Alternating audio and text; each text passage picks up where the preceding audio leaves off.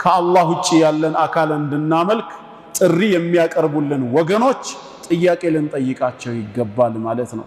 ያ ጌታ ነው ብላችሁ ምሰብኩት እንድናመልከው ምትጋብዙን አካል እናንተ የኔ ባሪያ ናችሁ እኔ የዓለም ጌታ ነኝ ብሎ ሰብኳል ወይ? አዎ ብለው ከተናገሩ መጽሐፉን ክፈቱና አሳዩን ነው። አንድም ቦታ የለም። ከሌለ እናንተ ባሮቼ ናችሁ ካላለን ወይ እኔ የዓለም ጌታ ነኝ ብሎ ካላስተዋወቀ በምን መልኩ ነው የምንገዛው ታዲያ? እሱ አላህንማ የምናመልክበት አንዱ ምክንያት እርሱ የዓለማት ጌታ ነው፣ እኛ የእርሱ ባሮች ነን፣ ባሮቼ ሆይ ተገዙኝ ስላለ ነው። ይሄ አንደኛው ምክንያታችን ነው። ግልጽ ነው ወንድሞች፣ ተግባብተናል። ሁለተኛ አምላካችንን አላህን እርሱን ብቻ የምንገዛው እርሱን ብቻ የምናመልከው ለምንድን ነው ከተባለ ሊአነሁ ኻሊቁና ብቸኛው ፈጣሪያችን እርሱ ብቻ ስለሆነ ነው።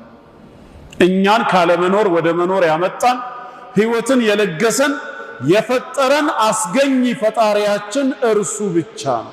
ከአላህ ውጪ ሰውንም ጅንንም መልአክንም ዓለምን ፈጥሬያለሁ ብሎ በግልጽ የተናገረ ማንም የለም እኔ ብሎ። አላህ የሚመለከው የዓለማት ፈጣሪ ስለሆነ ነው። ፈጣሪን ማምለክ እንደሚገባ የቱ ጋር ተናገረ ካሉ ሱረቱል በቀራ ቁጥር 21 ላይ አላህ በሱረቱል በቀራ ምዕራፍ 2 ቁጥር 21 ላይ ያ አዩሃናስ እናንተ ሰዎች ሆይ አለ ኡዕቡዱ ረበኩም ጌታችሁን ተገዙት ይለናል።